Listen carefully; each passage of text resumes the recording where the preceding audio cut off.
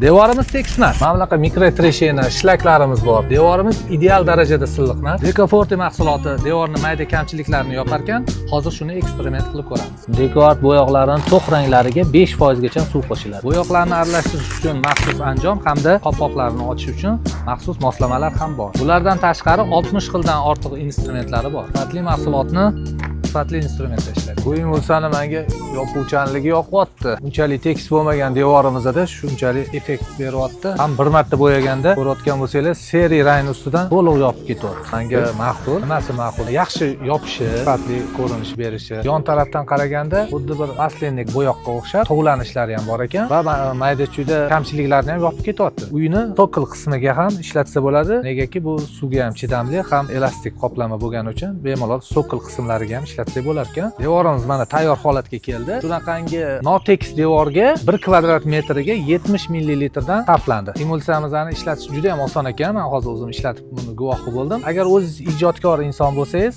bemalol olib ofis yoki uylaringizga, xonadonlaringizga o'zingiz foydalansangiz bo'laveradi. Sifatli mahsulot xohlasangiz, sizga Dekort mahsulotlarini taklif qilaman.